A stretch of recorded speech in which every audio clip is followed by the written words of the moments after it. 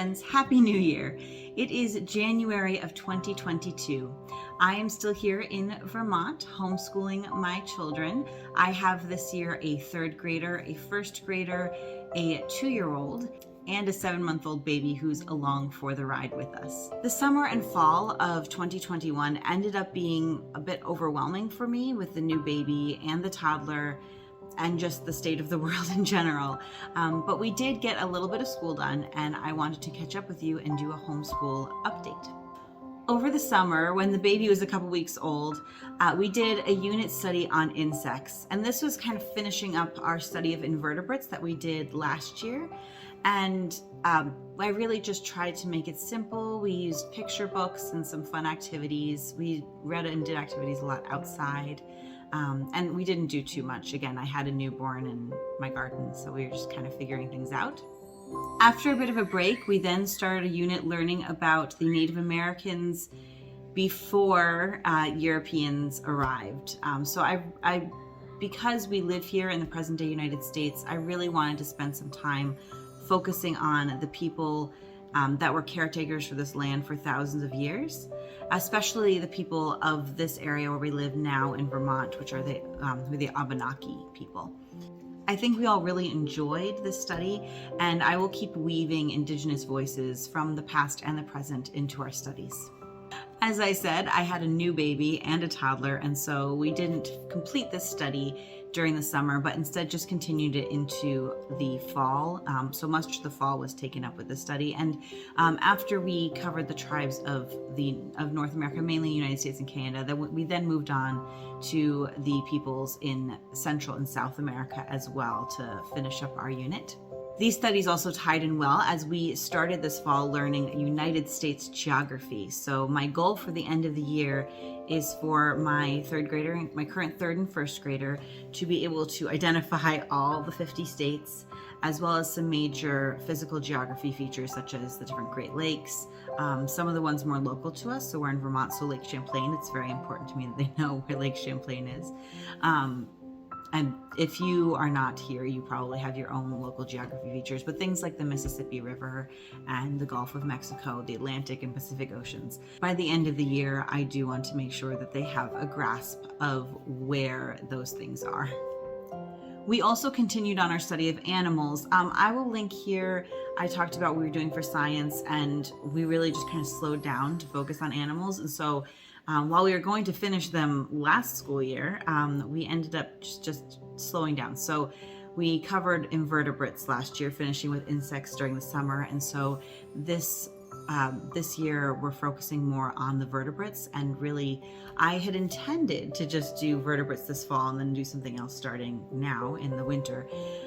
However, we started with birds and really enjoyed it. So we spent pretty much our entire fall science studying birds, and I think we learned quite a bit, and it was fun to do more of a deep dive into that.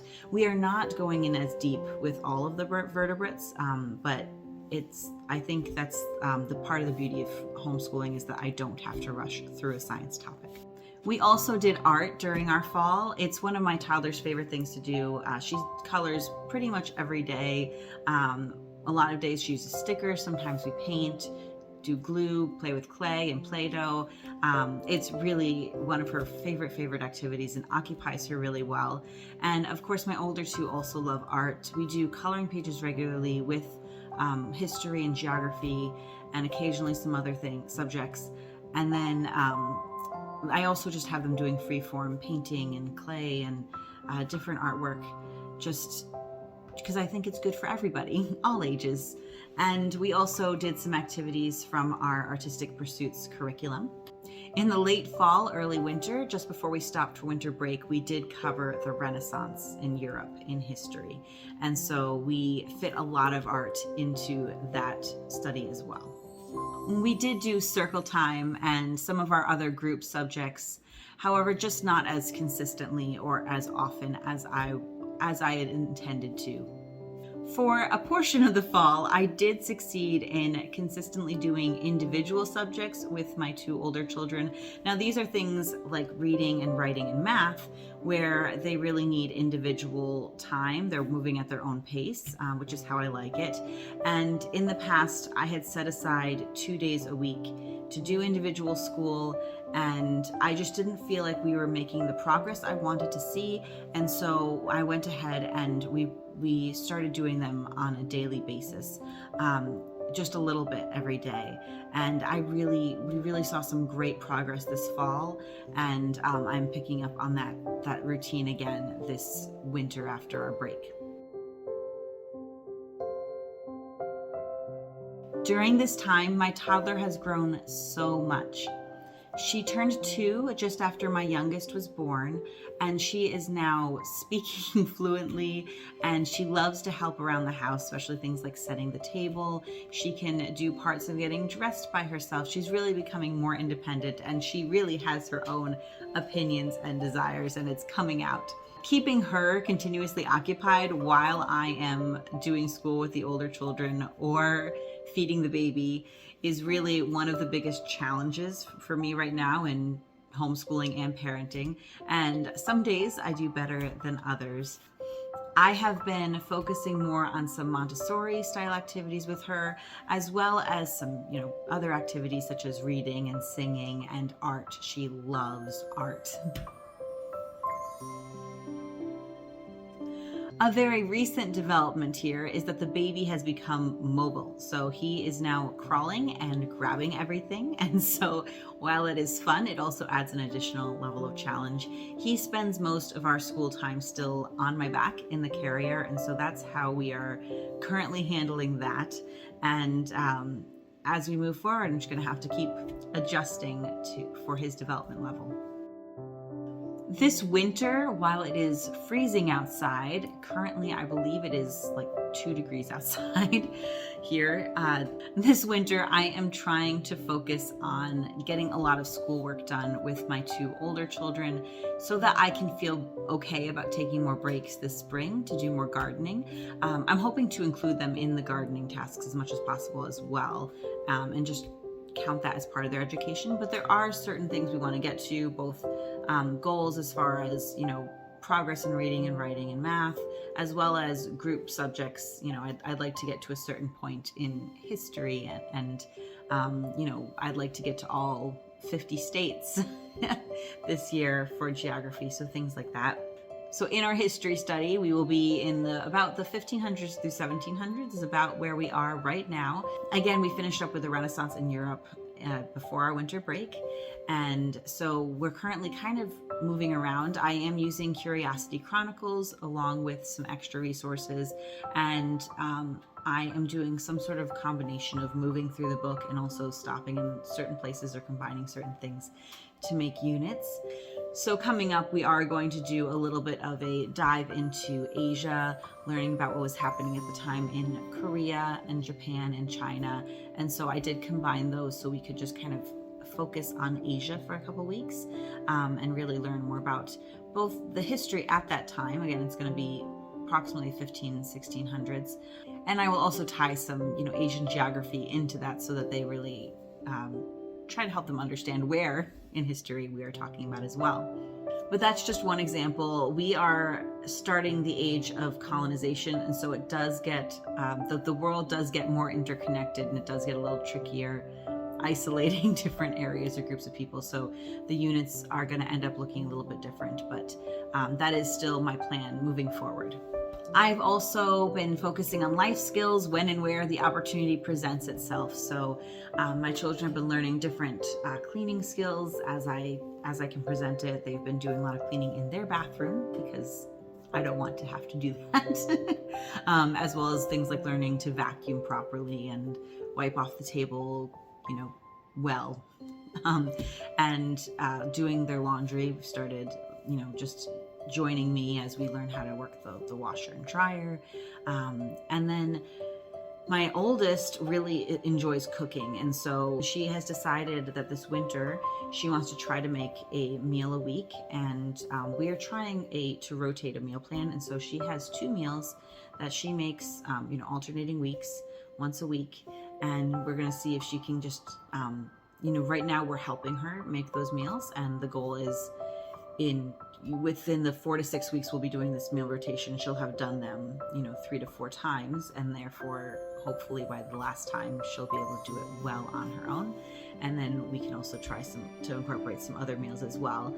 I would love for all of my children, before they leave my house, to be able to have several meals that they know how to make, be able to do things like their laundry and properly clean things. So we're working on those as the opportunity arises in life. I also just wanted to share with you what I am most excited about moving forward this year as far as homeschooling goes. And one has got to be history. I love studying history, and so I'm pretty much always excited about history. However, this is one of my favorite time periods to study. I don't really know why, but it just really captures my imagination from 15 to 17 to really 1800s into the 1800s, I'd say. That time where we really have more information, but it's before the Industrial Revolution. I think is really fascinating to me, how people lived, and so I'm excited to explore that more with my children. I'm really excited about my older children's reading progress. So my oldest, who's in 3rd grade, she just turned 9 years old. She is full on into reading. I think she's reading basically at an adult level. There's probably some words here and there that she doesn't know, but she seems to get them through context, so it's working out for her. I actually caught her. She's been kind of going through all the bookshelves, so I have to be better about making sure we're screening what she's reading a little bit, because we don't have horrible books in the house, but some might just have more of an adult content level, so I've got to keep an eye on that. But it really is fun seeing her delve into these worlds, really, and enjoy them. And she wanted to do a book club with me, so we were actually reading a book of her choice, not together, but we're each reading it, and then we're gonna do some like hot chocolate and snacks one day and do a little book club meeting. And so I'm really excited for that. And then my 1st grader, he is 6, he'll be 7 in March, and he's just really making some really good progress with reading right now. We're kind of at that point where he's been struggling through sounding out words for a while, and it's just starting to come a little bit easier, a little smoother. He's recognizing that and is faster sounding out words. There are some words where he just like maybe does it in his head, or it's just starting to get smoother. And so I think with some additional focus this this winter and spring, I'm really hopeful that we can maybe by next fall he'll be doing more advanced reading on his own, and I'm really excited for him. My toddler, while being a handful, is just learning so much so fast, and she is so fun. I mean, I don't know, toddlers are just amazing. So much work, but so worth it for every minute. I don't know what else to say about that. I'll be trying to share some more of what we do together, because it is fun. And of course, I personally love having a baby, and so I am trying to soak up all of the baby snuggles and all the baby stuff. So that is something else I'm looking forward to this winter and spring. Please let me know below how your homeschool year is going. I would love to connect with you all, and you can check out this video here. And until next time, I'll talk to you later.